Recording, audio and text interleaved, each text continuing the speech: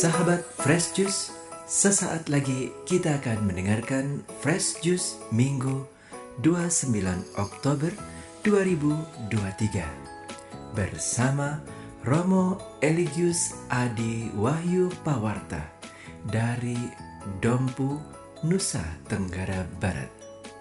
Selamat mendengarkan.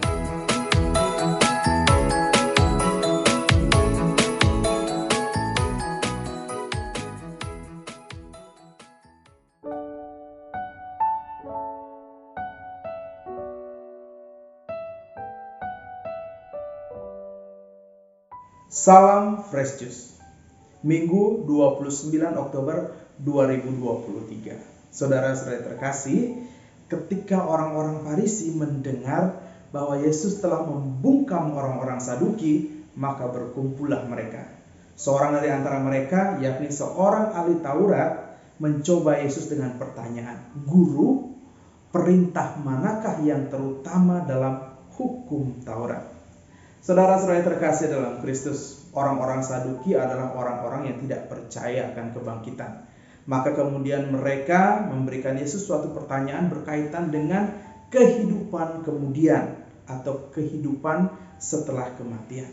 Nah, gagal dengan hal itu, kemudian mereka kini kembali dengan suatu pertanyaan yang berkaitan dengan kehidupan saat ini. Hukum Taurat adalah suatu pedoman hidup bagi orang-orang Farisi. Maka inilah yang mereka gunakan untuk mencoba Yesus. Nah, seorang ahli Taurat, itu artinya dia tahu baik tentang hukum Taurat dan ia tahu baik sebenarnya bagaimana harus mengamalkan perintah-perintah itu. Nah, saudara-saudara terkasih, ketika ia bertanya hukum manakah yang terutama, dan mungkin ketika Yesus menjawab dengan salah satu perintah dari hukum Taurat itu, maka kemudian mereka bisa saja menuduh Yesus mempraktekkan pengamalan hukum Taurat yang tidak sempurna atau pengamalan yang hanya sebagian. Padahal hukum Taurat harus dilaksanakan secara sempurna. Nah, saudara-saudara terkasih, maka dari itu Yesus tidak menjawab dengan menyatakan salah satu perintah.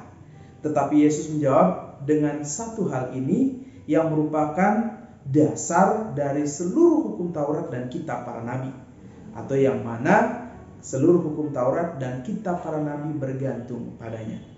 Kasihilah Tuhan Allahmu dengan segenap hatimu, dengan segenap jiwamu, dengan segenap akal budimu.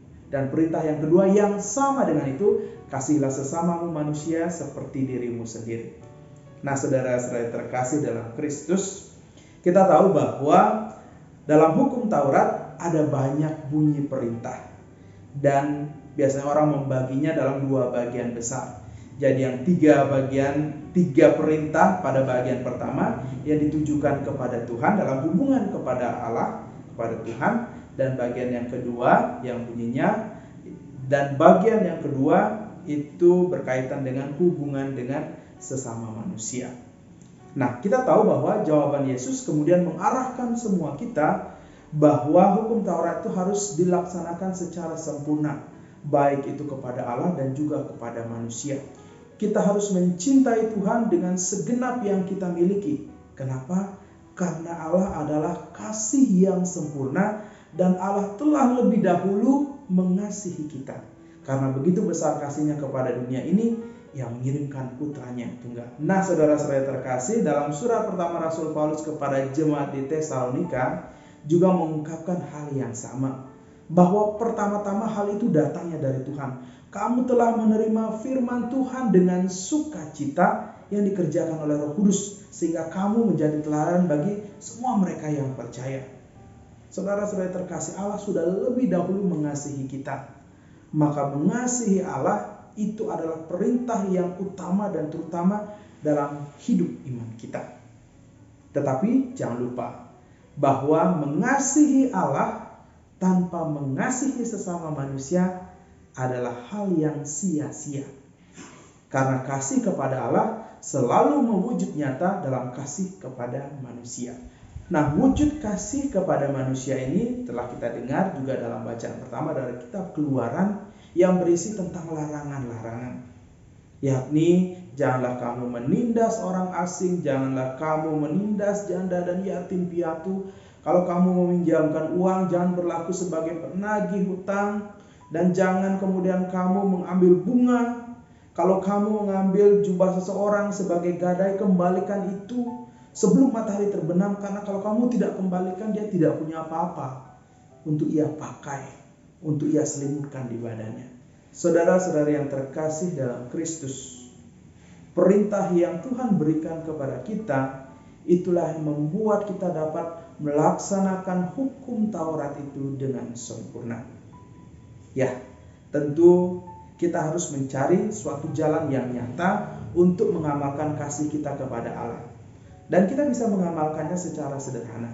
Dalam kehidupan ini ada hal-hal yang kita inginkan terjadi dalam hidup kita.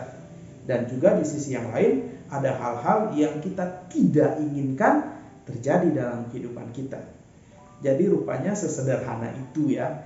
Jadi ketika kita mau mengamalkan kasih, maka kita juga harus mengingat itu membawa kita kembali pada diri kita sendiri. Bahwa kita menginginkan, kita mengharapkan sesuatu, dan juga kita tidak menginginkan sesuatu yang buruk terjadi dalam diri kita. Maka itulah yang harus kita amalkan kepada sesama. Haruslah kita melakukan sesuatu yang memang dapat membantu sesama, yang dapat membawa kehidupan yang lebih baik, dan menghindarkan diri kita dari melakukan hal-hal yang dapat menyakiti sesama. Saudara-saudari yang terkasih dalam Kristus, ada dua hal yang kemudian menjadi konsekuensi dari keputusan kita untuk mengasihi Allah dan mengasihi sesama. Yang pertama adalah kita menjadi orang-orang yang peka. Ya, kita tentu ingin agar Allah, Tuhan, senantiasa ada di dalam kehidupan kita, secara khusus terutama dalam situasi-situasi tertentu. Misalnya di saat kita sedih, di saat kita kehilangan pengharapan, di saat kita menderita, di saat kita kesepian, di saat kita mengalami situasi-situasi batas dalam kehidupan kita. Kita ingin agar Allah tinggal di sana. Nah, ketika kita menyadari segala situasi dalam kehidupan kita, maka ini akan menjadikan kita sebagai orang-orang yang peka terhadap situasi sekitar kita, terhadap situasi yang dialami oleh sesama kita. Maka ini akan menjadikan kita sebagai orang-orang yang berbela rasa, menjadi orang-orang yang berbelas kasih. Maka saudara-saudara terkasih dalam Kristus, dengan mengasihi Allah, kita juga menjadi orang yang berbelas kasih. Karena kita harus menjadi orang yang berbelas kasih sebagaimana Allah berbelas kasih. Saudara-saudara terkasih dalam Kristus, kemudian kita pun sadar bahwa ketika ada banyak situasi-situasi batas, kita harus menghindarkan diri kita sebagai orang-orang yang mendatangkan situasi itu. Maka perintah Tuhan pada hari ini, jangan menindas, kemudian jangan menyiksa sesama, jangan mengambil keuntungan dari sesama, dan juga jangan mengambil apa yang dibutuhkan oleh sesama. Selain tindakan-tindakan positif, tetapi kita juga harus menghindarkan diri kita dari hal-hal yang bisa membuat orang lain jatuh dalam penderitaan. Saudara-saudari yang terkasih dalam Kristus, jika kita pergi kepada Tuhan, ada baiknya mungkin kita pergi sebagai orang-orang yang tidak tahu, ketimbang kita pergi sebagai orang-orang yang ingin mencobai Tuhan. Tetapi apapun yang menjadi motif kita untuk datang kepada Tuhan, jawaban Tuhan tetap satu dan pasti, bahwa kasih kepada Allah dan kasih kepada sesama itulah yang menjadi perintah utama dalam kehidupan kita. Maka mari kita mengasihi Allah dengan segenap yang kita miliki, dan kita mengasihi sesama sebagai tanda bahwa kita melihat wajah Allah dalam kepribadian mereka. Sehingga saya, Anda, kita semua adalah gambaran wajah Allah yang hidup.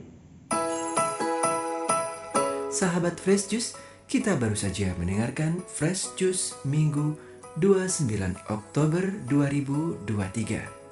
Saya Yofi Setiawan beserta segenap tim Fresh Juice mengucapkan terima kasih kepada Romo Eli untuk renungannya pada hari ini. Sampai berjumpa kembali dalam Fresh Juice edisi selanjutnya. Tetap semangat, jaga kesehatan, dan salam Fresh Juice.